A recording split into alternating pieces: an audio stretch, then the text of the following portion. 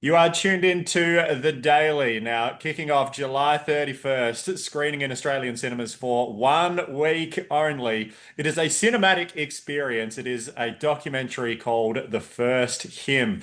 My next guest, who has been a part of this project, and we're so excited to welcome him to The Daily for the very first time, Chris Tomlin. Welcome to The Daily, my friend. Thank you. It's so good to be with you and to connect with you and meet you and be part of the daily today. Fantastic. Chris, take us back to the beginning for the first hymn, from when this little parchment was first discovered. For someone that hasn't come across this story yet, give us a quick little synopsis of how this all Yeah, played out. yeah. Quickly, there's a piece of papyrus that was discovered uh, several years ago that's been held in a vault in Oxford, actually, and it is a scrap of papyrus that contains the oldest hymn ever discovered, oldest Christian hymn ever discovered with music, like with music notation. So this is we know what they were singing and we know how it was sung and that kind of thing. And this was from the 1800 years ago, from the third century.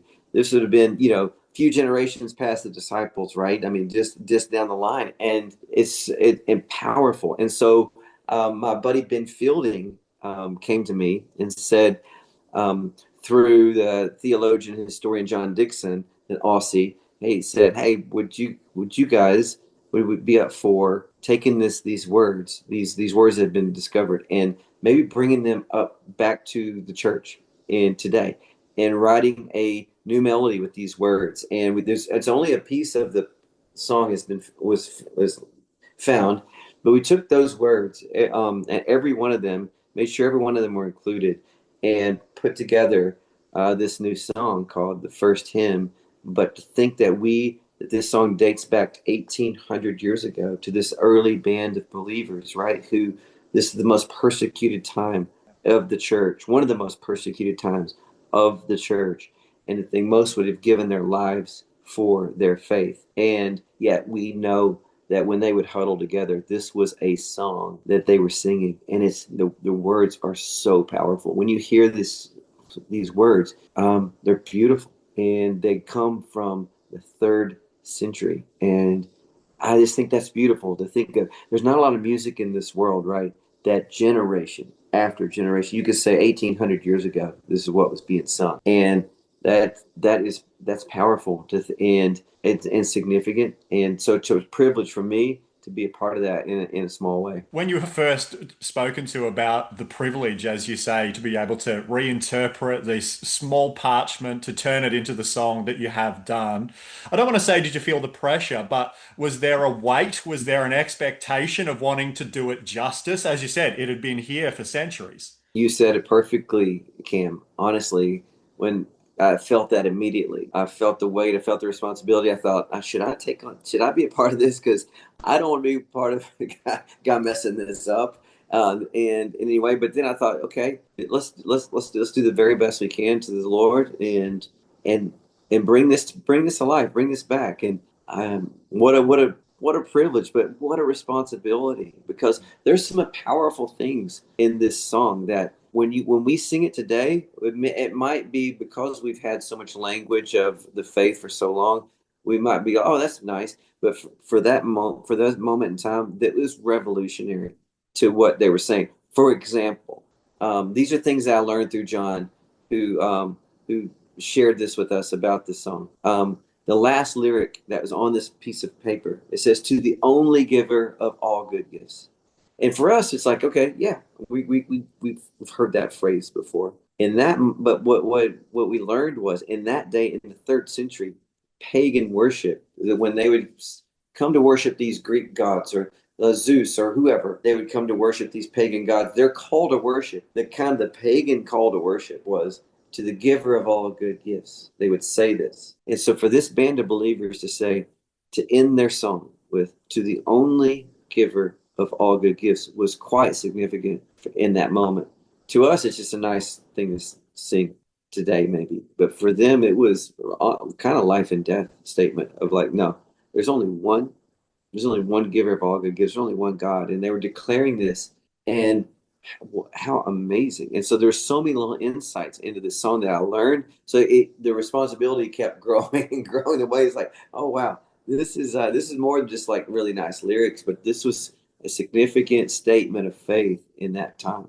And for your own faith personally, Chris, what did it do? Because as you say, when you can read these lyrics of saying centuries ago, people were singing about this giver of good things. And yet in our lives, we've seen it countlessly over and over again of how God brings these good things into our lives. And yet to be encouraged that he was doing it before, he's doing it today, and he'll continue to do it into the future. Yeah, and that's what I love about worship, right? That's what I love about this song. One of the things about this song is that it connects us with the generations before the early church. This is before there was a Catholic church. You got to think this is before there was a Presbyterian church. This is before there was charismatics. This predates all of that. Think about that. And I love that this song, it just stands, it doesn't belong to a certain, well, that's the way they sing it, or that's the way this song really is foundational because it is predates all the sects of that have gone out into the church and the divisions of the church. This predates that. This was the early band of believers that would just gather in their homes or wherever they were gathering to just it was their life and death, of their faith. And so that's incredible to me. And it reminds me again that worship, like you said, was going on long before you and I got here, going on long before those believers got here. We know that worship was before this earth was created, that the heavens declare the glory of God, the creation has been, and then it will be going on forever. It's eternal. Worship's eternal. Now we can't even get our heads around that. I mean, I surely can't, but it's eternal. It's eternal, and that we join in that song of the saints. We join the song of the angels. We join the song of creation, and that this is just another little part here on this earth. For us, 1,800 years is a long time, but in the history of the span of eternity, not that long. And the song, the first hymn, it's on the new album, which is coming out in September as well. Just like the other new song you put out recently, How Good It Is. The album's called The King Is Still the King, lands in September. What can you tell us about the project quickly, Chris? It's so excited. Yeah, it's September. It's been 3 years since I've put out new music. The King is Still the King is the title of the record. It can all be kind of everything can kind of be said with really the icon, the mark that's on the cover. It's actually on my hat here. It's on the cover of this album, and it's two crowns. And it's a kingly crown with a crown of thorns wrapped around it. Because the lyric of the song says of the title track says, "For the blood is still the blood, and the King is still the King." And that wraps up worship, Christianity, everything to me.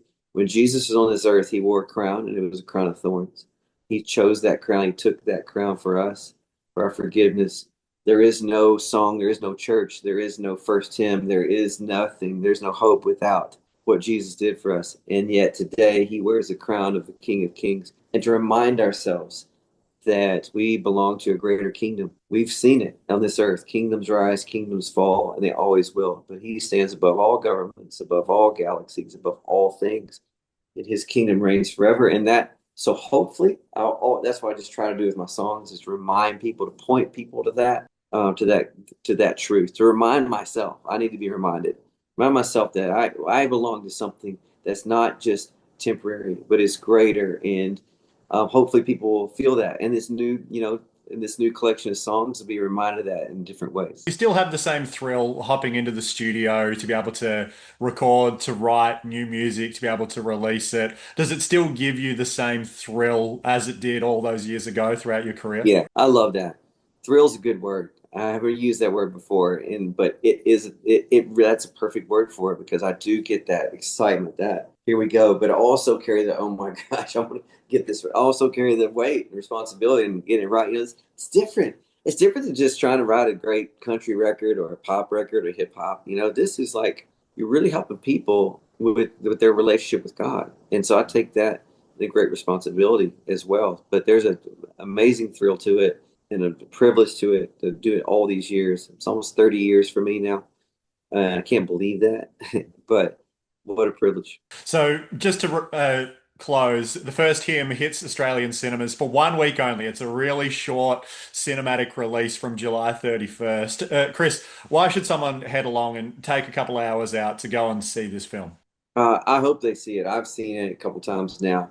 I learned so much from it. Even this is what I do for my life. This is I've given my life to write songs, be a worship leader, and I learned so much. And I think people's faith will be just you can't help but your faith grow and be strengthened by knowing what kind of what's been handed down to us generation after generation of the church, and knowing that yeah, we face challenges, but the church has always faced challenges. It's always been the light in the darkness. And it just, I hope you walk out of that theater going, yeah, I'm a part of that. I'm a part of this light of the world. Jesus said, you're the light of the world. Remember, and Jesus said, I'm going to build my church. The gates of hell will not prevail against it.